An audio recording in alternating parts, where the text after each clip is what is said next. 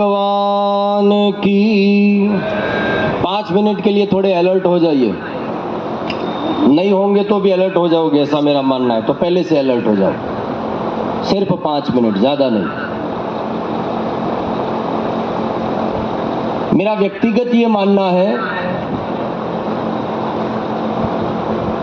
बहुत स्पष्ट शब्दों में बोलना चाहूंगा, ध्यान रखिएगा।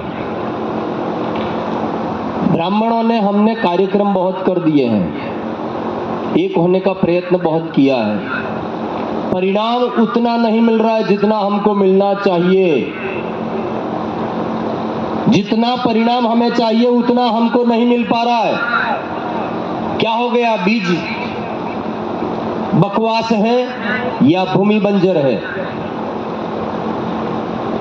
कहां त्रुटि है?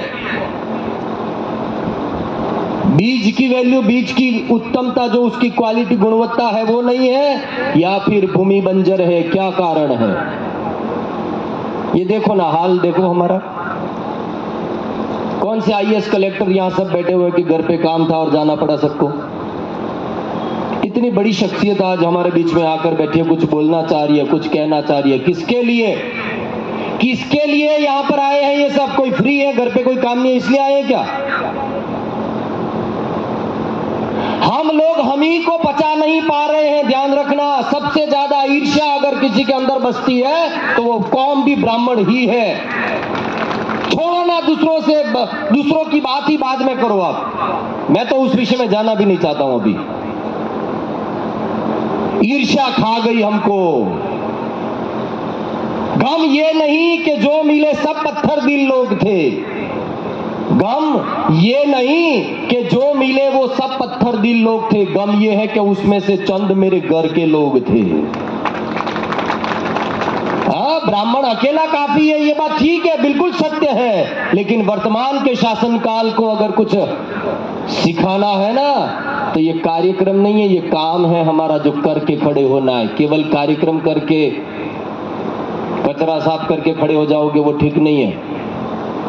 ये काम है। दिन रात मरे हैं कुछ लोग, फांसियों पर चढ़े हैं, सीने पर गोलियां खाई हैं। अगर उनको पता चले कि किनके लिए किया है तो वो आज शर्मिंदा हो जाएंगे हमारे लिए। ऐसी समाज के लिए जो चंद समय जिनका नहीं है तुम्हारे पास, क्या ब्राह्मणों को एक करोगे तुम?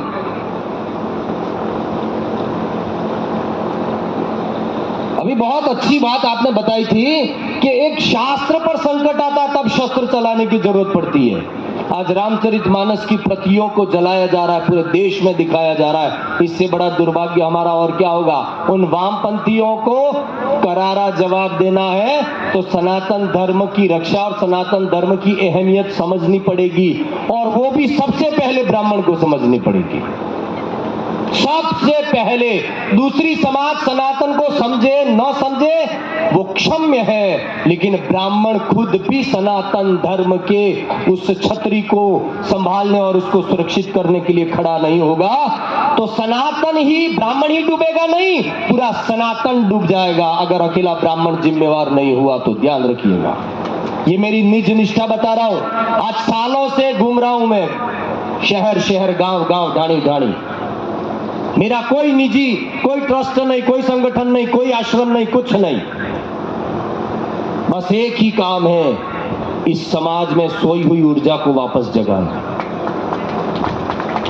समाज की सोई हुई ऊर्जा कौन जगाएगा भाई साहब? कौन आएगा? घर की 2 रोटी, छोटा सा घर, 1 गाड़ी, 1 पत्नी, 2 बच्चे, ये तो सब ने कर दिए। कोई तो खड़ा हो ऐसा जो कहे कि सनातन धर्म के लिए न्योछावर है। आज कुछ वामपंथी में कल देख रहा था, वहां से हमारे बीच में साधु संत परंपरा पधारे हैं। आपका मंच से कोटि कोटि प्रणाम है आपको, आसन ग्रहण करें। कल कुछ मैं एक पोस्ट देख रहा था, सुनना साहब, ध्यान से सुनना। कई लोग कह रहे भारत तेरे टुकड़े करेंगे। भारत के टुकड़े पर तो तुम पल रहे हो और तुम भारत के टुकड़े करोगे? बेईमानो, बैठ जाइए आराम से, जहां पर भी जीतोगे। थोड़ा सा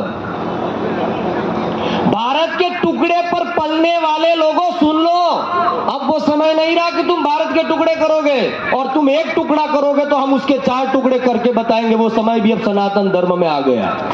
इसलिए भूल जाना, ये नारे ही नहीं लगने चाहिए। और अगर ऐसा नारा, अभी कल कुछ माफिया को जिनको सरकार ने पूरा नष्ट नाबूद कर दिया, वहां से कुछ लोग, हिंदुओं में से कुछ लोग खड़े होकर कहते वो शहीद हैं। अरे पालघर में साधुओं को पुलिस की हाजिरी में मार दिया गया, वहां तुम्हारी बुद्धि और तुम्हारी जुबान कहां गई थी? पालघर में जिन साधुओं को छीनकर, पुलिस से छीनकर लठ लेकर मार दिया गया बीच बाजार में, तब कहां गए थे? सोए थे क्या सब? जो आज बोल रहे हो माफिया के खत्म होने पर, अब वो देश नहीं है जिस देश में तुम कुछ भी बोल देते थे और कुछ भी कर देते थे। इसलिए मैं निवेदन करना चाहूंगा ब्राह्मण से विशेष, शिक्षा जहां कम होती है वो एक आवाज में एक हो जाते हैं। ध्यान रखना, जहां शिक्षा कम होती है, क्योंकि शिक्षा की पद्धति ही दूसरी है। आज भारत में शिक्षा जो आ रही है वो कौन सी घिसी पिटी शिक्षा लेकर सरकार चल रही है, वो आप भी जानते हो, मैं भी जानता हूं।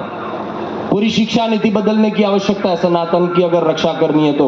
राणा प्रताप को क्या काम है? इन मुगलों का, इन बेईमानों का हमारे इन शास्त्रों में, इन साहित्यों में क्या काम है? जिन्होंने भारत को लूटा उनको हमारे बच्चे पढ़ेंगे क्या? हटाओ इन बीमारियों को हमारे सिलेबस से। सर भी हम कटवाए और कंगूरे की तरह नाम सनातन में तुम्हारा हो, अब वो समय नहीं रहेगा। पूरी शिक्षा पद्धति बदलनी पड़ेगी। और मैं तो यहां तक कह रहा हूं कि मौत से ज्यादा अंजाम कुछ नहीं, और वो पहले से लेके फिर बाजार में निकला हूं। हाँ, खुलेआम बोल रहा हूं, सुन लो सब। घर जला के फिर निकला हूं, इसलिए अब जलने का कोई डर रहा नहीं। एक छोटी सी बात सुनाऊं। चले जो आंधी हो तिनका तिनका, चले जो आंधी हो तिनका तिनका, बिखर जाए आशिया गम नहीं है। जो तोड़ दे मेरे हौसले को, जो तोड़ दे मेरे हौसले को, अभी वो तूफान उठा नहीं है। ऐसा कोई तूफान अभी तक तो आया नहीं है जो हमारे हौसलों को पस्त कर दे। इसलिए मरेंगे जिएंगे। ब्राह्मण समाज का एक होना सबसे ज्यादा जरूरी इसलिए कि पूरे सनातन धर्म को, शास्त्र को, हमारी सनातन संस्कृति को आबाद रखने के लिए सबसे बड़ी जिम्मेवारी अगर आज इस धरती पर किसी की है तो वो ब्राह्मण की है। और एक ब्राह्मण केवल एक हो गया तो वो अकेला ब्राह्मण सारे सनातन को, समूचे सनातन को एक करने की ताकत रखता है। एक छोटी सी घटना बताकर मेरी बात पूरी करूंगा। यूनान से जब सिकंदर निकला ना, भारत को लूटने के लिए आया था, उसे किसी ने ये कहा कि तुम एक काम करना, भारत को लूट कर लाओ तो वहां का सोना लेकर आओ, वहां की प्रॉपर्टी और वहां के कुछ अलंकार लेकर आओ, उससे ज्यादा तो मैं तुम्हें एक चीज देता हूं, अगर वो तुम लेके आए तो मान गए मैं तुमको। फकीर ने कहा था वहां के किसने? बोले ऐसी क्या चीज है भारत की? बोले भारत की वेद की परंपरा चलती है भारत में, और वेद परंपरा में एक ऋग्वेद चलता है। उस ऋग्वेद की संहिता अगर भारत में कहीं मिल जाए, बोले कहां मिलेगी? वो मिलेगी किसी न किसी ब्राह्मण के पास। वो आया, पूरे दल बल के साथ आया था भारत में, जगह जगह ढूंढा उसने, ऐसा कौन ब्राह्मण है जिसके घर पे वेद मिलेगा। पता चला, चलते चलते चलते निकला, एक गांव का नाम आया, गांव में अमुक ब्राह्मण का नाम आया। पूरी सेना के साथ वो असुर पहुंचा वहां पर, वो आतताई पहुंचा, ब्राह्मण को पूछा कि ब्राह्मण, पूरी सैन्य बल के साथ ऋग्वेद की संहिता है तुम्हारे पास? बोले है। झूठ तो नहीं बोलेगा ब्राह्मण? है, बिल्कुल है मेरे पास। तो ला चल मुझे दे दे। ब्राह्मण ने कहा कि मेरा शास्त्र, मेरा वेद, मेरा प्राण दे दूं मैं तुम्हें? ये तो हो ही नहीं सकता कि मैं तुम्हें ऋग्वेद की। लेकिन बोले क्या? ब्राह्मण था बुद्धिजीवी। उसने कहा कि क्या चाहते हो? बोले कोई भी एक मामला स्वीकार करना पड़ेगा, या तो वेद दे दे या फिर मौत को स्वीकार कर ले, मार के भी ले जाऊंगा। और इतना बड़ा सैन्य दल सिकंदर सामने खड़ा है, और उस ब्राह्मण ने कहा कि एक काम करो ना सिकंदर, एक दिन एक रात मुझे दे दो, मुझे एक बार उसका वाचन करना है पूरा। उसका बेटा था समानांतर बुद्धिजीवी। सिकंदर ने कहा कि ब्राह्मण दिया तुझे एक रात का समय दे दिया, एक रात का समय दे दिया तुम्हें।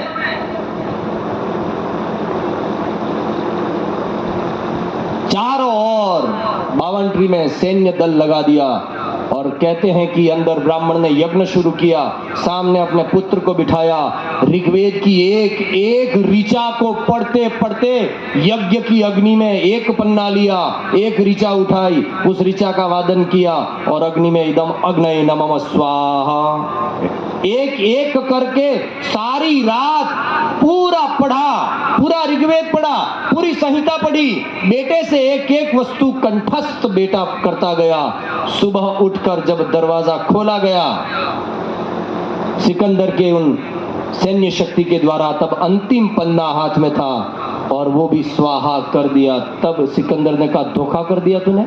बोले नहीं, धोखा नहीं किया, ब्राह्मण धोखा नहीं कर सकता है। तो क्या कर दिया तूने? तो मिटा दिया पूरा शास्त्र। बोले मिटाया नहीं, ये शास्त्र हमारा प्राण है।